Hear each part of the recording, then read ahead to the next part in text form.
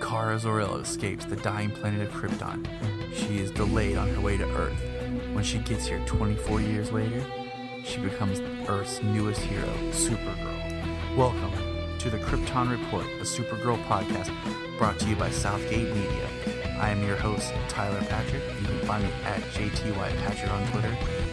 So let's get started on what's going on today in the world of the Kryptonians. And here we go. The episode we were talking about with my special guests, and we're going to discuss the costume. Now, I have here with me my becoming more permanent co-host, Mr. Chris Johnson. Sup? I have the lovely, amazing Mr. Solomon Patrick, as some of you have heard from his appearances on Before the Bat and Flash. He's allowed to be on a podcast because it's cute sounding. I have as my special guest my beautiful wife, Miss Jania. Hello.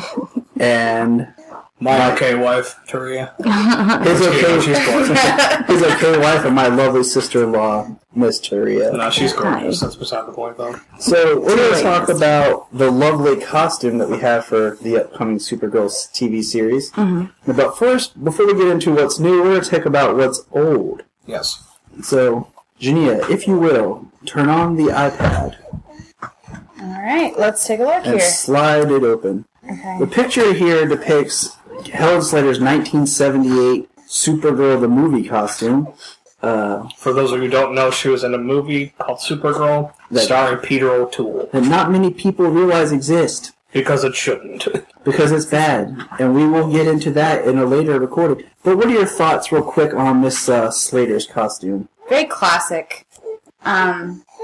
I really love the boots, I have to say. I love, like, the yellow on top of the red boots. I was really actually going to say that. The duct tape boots. Are they duct tape? Because that's pretty awesome. Actually, the story behind them was they started out on production as handmade leather boots, but as the production went on, they didn't have money to replace them, so what you're actually looking at in this picture is gaff tape. I was going to say, and yellow gaff it looks tape. like it's adhered, like, directly onto her skin. Yeah. But they're so awesome as they were filming, it was splitting, so they red and yellow gaff taped the boot back on. It works, dude. Hey, it works, yeah. Coming from a theater background, hey, you do it works. You know, I like her costume. It is classic.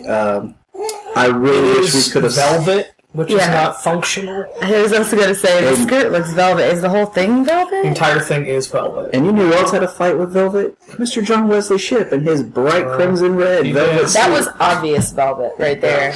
Yeah, this isn't crushed, per se, but it is velvet. It's a low-class velvet. I will say, I like that this is, as Jania put it, a classic costume. Mm-hmm. Yes. The problem I have with this costume is the problem I have with all Supergirl costumes. If Supergirl is played by a woman, I don't think it should look like a teenager's costume. If this was played by someone in her early 20s or late teens, this costume for me in this film would have been perfect. Helen Slater was 18 when she filmed this film. She looks 59. She looks a little old. She looks like the woman who played Rizzo in Grease, who was 39 when everybody else was 20. Dr. Channing, who later went on to voice what character? Barbara Gordon in Batman Beyond. At the very beginning of the series. I'm just distracted by the fact that she's standing in the middle of a parking lot. It's a scene from the film. With a sign that says, "Love that chicken." Love that chicken. She's at Popeyes. Popeyes is featured prominently in the film, and we'll get into that in the film review. Oh my gosh. The last thing I will say about this costume that I'm not a huge fan of, and it's the same thing that we've talked about before, there's an over-sexualization to it. We'll get to that in a second. The weird part is the breast, and I know this is odd to say because I'm a man, but the breasts are awkwardly separated so the S actually points into the cleavage, but makes the breast actually stand out more. Agreed. I don't know. I don't know. She looks like, it looks like the boobs look normal to me for small boobs. I'm not used to. I mean, I I'm not personally familiar with small breasts. Korea ends and boob begins. Exactly. So, I mean, her small boobs, maybe that's the way that they're shaped. I mean, do you know for a fact they're purposefully separated like that? I don't know. I feel like they are. I mean... And what's funny is, in a nice little segue from what we're seeing, like her over-sexualization, then when we get to what... And the picture we selected... Remember when that movie was made, too. 70... No. Sorry. This is 81? 82? Because this is... Peak of Peter O'Toole's career. This is post-Superman 3? Yes. Before Superman 4. Yes. So I think it's 82. Hey, I'm just glad that she's actually wearing a bra. Because a lot of chicks... Well, wait till we get to the next example of the Supergirl costume. Now, the picture we selected for the next one is the most closely Supergirl costume-esque that we got from Smallville. Yes. Where Laura... This is from episode... I think it's the episode titled Supergirl in Season 10. Yes. And this is the closest representation we get of an actual Supergirl costume. And it's not even that. It is literally... Scroll, if you ladies don't mind, scroll over to the next photo there. To the left of the No, just stay there. They have the double photo. Oh, they have a double photo? Yeah. Okay. We're going to adjust that here for you. So, Adjust it? her costume... Yeah, you can see both. I can see both. Oh, you can see both? Yeah. Oh, okay, never mind. Sorry. There's my I didn't know you could see the other one. Yeah. I'm not on the other side of the tape. Her whole portrayal of Kara was extremely over-sexualized. A lot of it was because this was back when this was the UPN. It was the W... No, when she came, it was CW. Was it still CW? Because it was WB up until Season 5. You're right. Season 5 launched the CW, and she appeared in Season 7. It's, everything that she wore on the show was extreme, like midriff, super tight. Her first big episode is when she's in the beauty pageant in her really small red bikini. Yeah. There's a lot of issues that rise with this. I'm not a fan of my superheroes, especially the female role models, being sexualized in this nature. I don't think it's necessary to have a skirt that is, if you bend over, we're going to see what God gave you. Right. I don't think we need to see a midriff. No, we don't. And, to be a role model for a girl, which, they always looked at Superman as a role model for boys, and Supergirl's going to be a role model for girls, but we're getting one that basically proves the point over, it's about your looks and your sex appeal. But, see, Tyler and I were talking about this. The reason why we're showing this one to you before we get to the actual new Supergirl costume is because there is an essence that is that over-sexualization when it comes to these female superheroes in every show. I mean, like, even in Arrow, we look at Canary and Black Canary, and it's just cleavage. It's Cleavage City. There's cleavage for Canary. Nothing for Black Canary going on. That's nature. I mean, Huntress was pretty tastefully done in her she's pretty well... Let's see, Cupid was okay. Yeah. It was kind of middle of the road. But, with that being said, I think superhero films and TV shows are starting to get back into the world of female empowerment, and less about the look of the character and more about what the character represents and where it's going. Which we saw with the costume for Wonder Woman in the new film coming out. It is very tastefully done, and it's not over-sexualized. It's still a skirt. That's never going to probably change, to be honest with you. But the characters within themselves are sexy enough. Yes. You know what I mean? Yeah. The strength that the woman has is the sex appeal, in my opinion. You don't need to over-sexualize it with a midriff showing and the short skirts. That's just too much. Well, just like the Wonder Woman shirt we're going to see, or suit after post-convergence in the comics is a full pants and shirt design. Yeah. That I would be okay with seeing that live action. Yeah. Something more she's a warrior. Yeah, I think we need to go back to the world of functionality in these superhero costumes. So, alright, go ahead, ladies. This is your first time seeing the suit. Go ahead and slide it that way. Yep. And that's what we're getting with our new Supergirl. Very Man of Steel-like to me. Like, it has some hints towards the Man of Steel Superman It brings costume. in that dark navy undertone. It does. And I really like the dark navy. I think it's pretty cool. Very different the cape is like the first thing I noticed. It's actually a little bit longer than the one that was done in the 80s. 82, right? Yes, was that okay? Yeah. Yeah. So I like I noticed the length of the cape. I noticed that the skirt, the hem isn't pointed down. Yeah. If you notice in the other two, there's like that it points down under the crotch, and then like it follows the line of the belt, and that's just straight across. That's like I'm actually like blown away. Like I'm actually really surprised. There's no cleavage. There's no cleavage. Skin showing. She's wearing tights under. She is wearing tights. Like, there's no skin. Like, this is like Amish Supergirl. Like, I'm actually like blown away. Like, But I think this is going to allow us to forget about the beauty of the character in physical form and see the beauty in what she is attempting to do. it actually adds a softness to the character and adds to the innocence of the character. I also think it makes her look younger. It does. That's what I'm say. saying. It makes her look a lot younger. I was about to say the other two, they definitely look like 25 plus in my opinion. Yeah. As far as their ages go, but right here, this costume and this girl,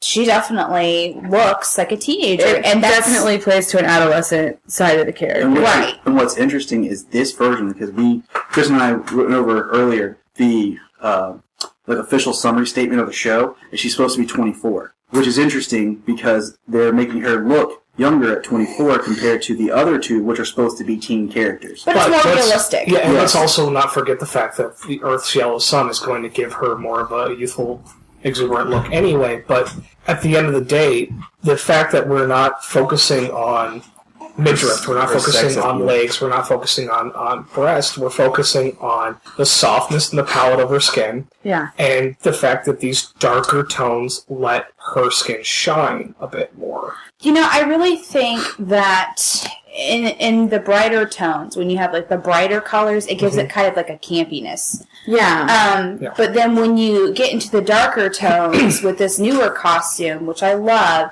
it brings an element of it grounds it. It makes it more realistic, more serious. The other thing I wanted to point out before we move on to anything else is, if you take a look at the zoomed in here, what I'm showing you, the actual collar itself rests just slightly, maybe 2 or 3 finger lengths underneath her actual collar, her actual collarbone. Yeah. So we're really not focusing our energy on the fact that even the symbol is her chest. Like, the symbol blends perfectly into the way that this is almost sportswear-ish. Mm-hmm. It's not distinguished between the size of the chest. It's more of, here's the symbol, here's the importance of the symbol, move on. Right. Now let's talk about the symbol for a second. I like this symbol I love that it's got the yellow inlay. because I love that it's outlined in the yellow, but then it's the blue behind it, because the hard part is every time you see any marketing for Supergirl, like in clothes or apparel, it's always pink for a girl. Yeah. But the symbol is not Superman, it's not Supergirl, it's their family symbol. Right. Yeah. So this one is the first time that we have a symbol that is distinctive to her.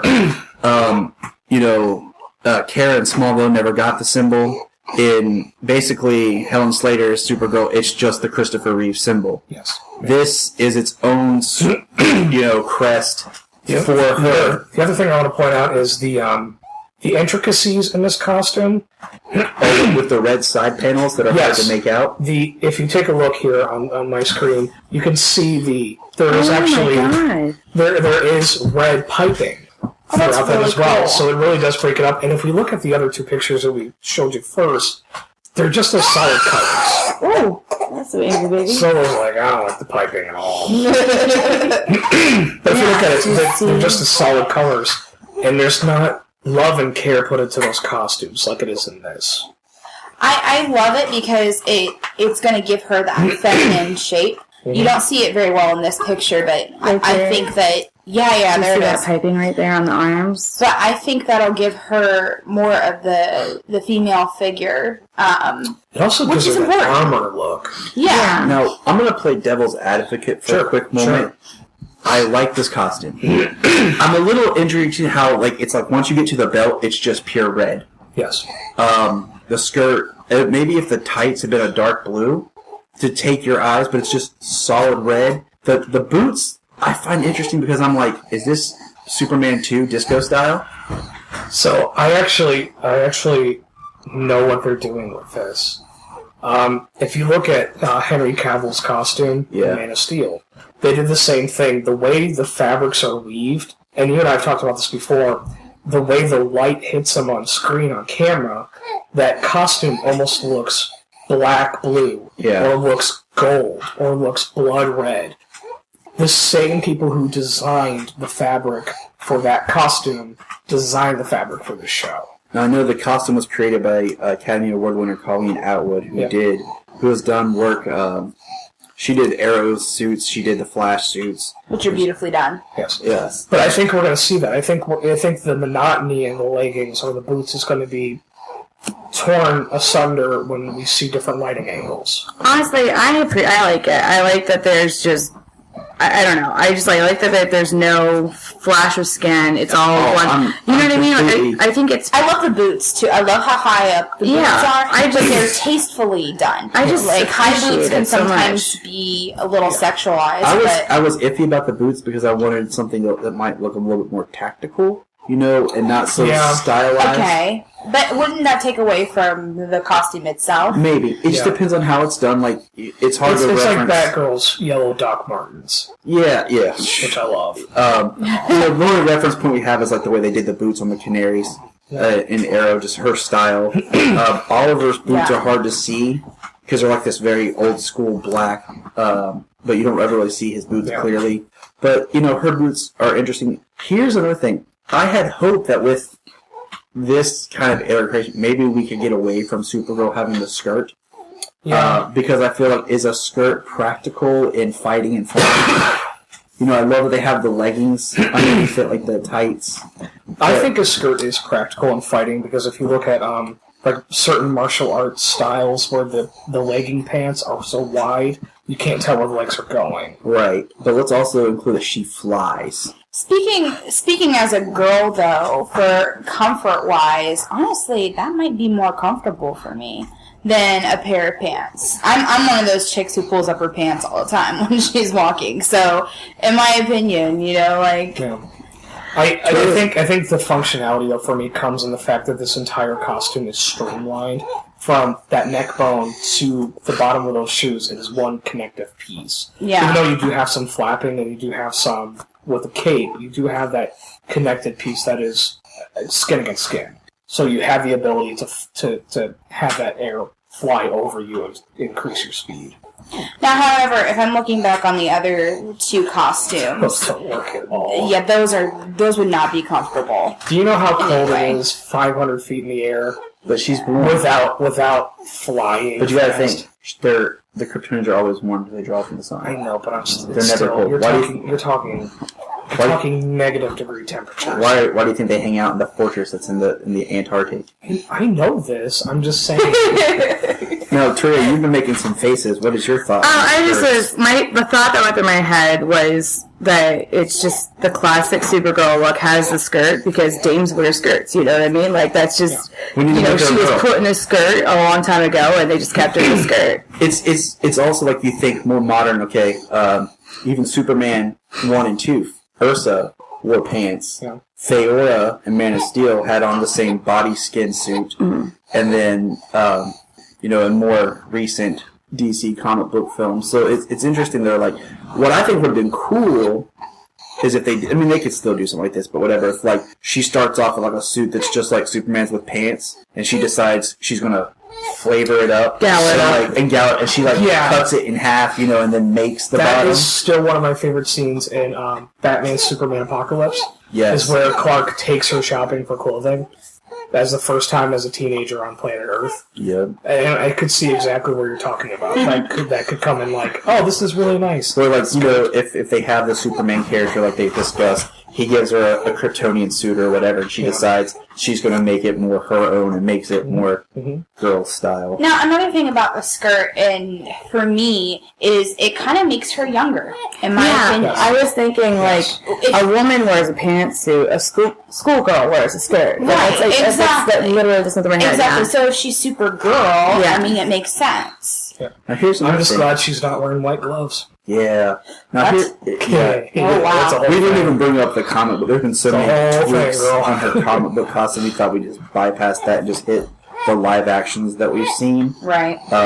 We referenced the Wonder Woman costume where they're going with that. So here's my thought of progression. If what you're saying is true, would we want to see Scottish-style Superman in a kilt? I would. Ew. Well, it's like if what if Superman under the Red Sun just happened to land and So DC, what we're Scotland. saying is we want an Elseworld tale. Instead of him landing in Russia, he lands in Scotland, and we have Superman with a kilt. Superman under the Emerald Sun. Okay, I really don't want to see him flying in a kilt, though, if he's doing it the Just a old-fashioned kill. way. Just a kill. Can you imagine the cape porn on that one? That also brings up the debate because Superman is an alien. Does he have that or not? Well, if we're I think that's another subject. If we're following Mark Miller's logic, where basically humans expand into Earth, and eventually right. Kryptonians are us, our descendants, and that when Superman was launched Superman from was the Krypton, creators from Prometheus. when Superman was launched from Krypton and he was traveling to Earth, he actually went through a black hole and traveled back in time and landed on Earth earlier in the existence. Yeah. And that Clark is actually a descendant of Lex Luthor's line. Yeah. No, and I was just making a joke, but yes. I really don't want to see Superman in a kilt. I'm just, I'm sure if you went to DeviantArt.com, you could find anything you wanted, big guy. You don't have to go that we're not far. doing that. We're trying to get, this is a family show here, okay? I'm Googling Superman in a kilt. But okay, on a scale of 1 to 5, what would you give the new costume? Which is best and which is worst? 5 being the best. Yeah. Oh, totally 5. Yeah. Unia? Yeah, I'd have to agree. I really think that it's top-notch, in my opinion. I can't really think of anything that would be better. It does everything that you want it to do. It strengthens the character as a whole. And it softens the character. Yeah, it does. It completely does. And it does something that none of the other Supergirl costumes that I've personally seen have done. I'm just glad that people have... Oh my god, is that Superman in a kilt? I'll send that to you. Oh my god. That's just for you. I'm just glad, I don't know, it makes me happy that they've moved past the nerd boy boners and gotten actual, legitimate... Yes. I agree. That's one reason, I'm happy with this. And I'm going to pull something up while we finish this up. I will give mine. For right now, because we've not seen the suit and functionality, we've not seen it shot under film, or under how they're going to be producing the show, I'm giving it a 4. But once I see it in movement, once I see it in action, that's probably going to change to a 5. I'm going to split the difference. I'm going 4.5 because I feel like I love everything you said, but I want to see it in functionality. Now, real quick, just while we're talking about costumes, we're going to just do a quick assessment of the costume Disaster. Oh, Lord. of the failed Wonder Woman show that didn't launch, and the secondary costume when it wasn't pure plastic. What is that? That is a 70s pantsuit.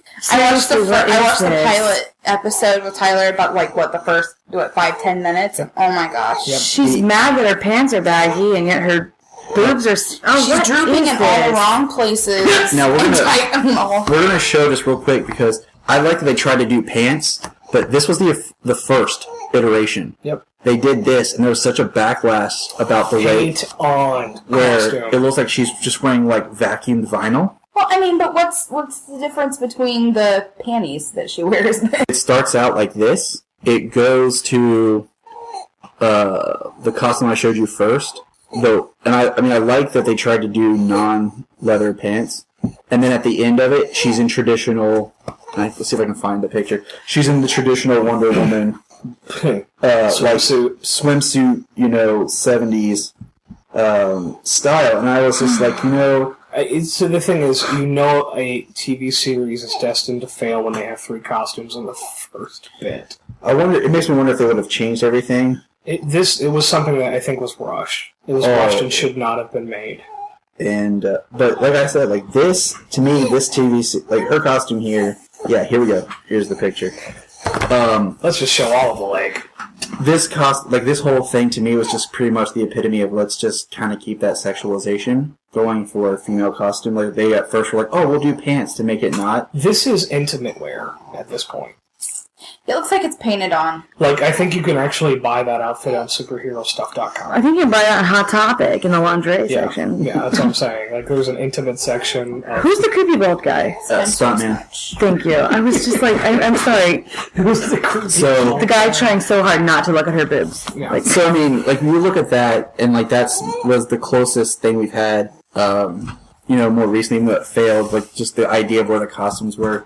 I'm really happy to see what they're going with the new costume. The other thing I will say, and this will be my last bit, is I'm glad that the fitting for the costume was properly done. When we look at that Supergirl costume before it even hits television for the pilot, it looks completely functional. It looks like it was made specifically for her, and I think it's going to hold true to form. I like that the way they're doing, like the costume like Grant wears as the Flash looks like you could put that on and chill in it. Like you'd be kind of cool, just like, hey, I'm wearing my Flash costume. Yep, Not it's hey, his costume. Hey, I'm vacuum sealed in this. Like we talked about today on an earlier cast that the Catwoman costume in Batman Returns was she would put it on and then they would vacuum seal her in it, Yep. and she could only film for a few moments at a time before she passed out. That's too much work for a costume. And I feel like when it actually did tear, she felt so much relief.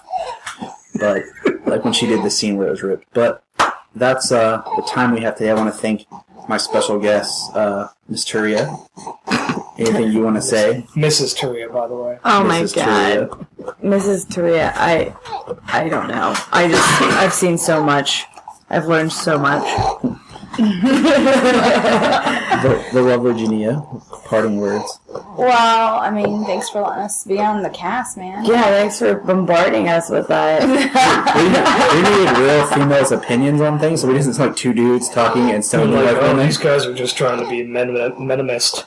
Yeah. And of course, We're male feminists. Which I say all the time when people look at me like I'm an idiot. Yep. of course, Mr. Solomon. Snore Yay, away. Solo! He'll be talking and chatting.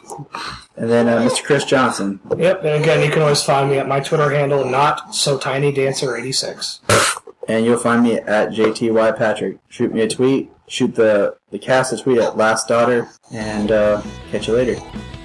Thank you for listening to the Krypton Report, the Supergirl podcast. Hit us up on Twitter at Krypton Report. Leave us a review on iTunes and let you know what you think, how the show can be better, your thoughts on Supergirl, and anything else you feel like chatting about. And I'll catch you next week.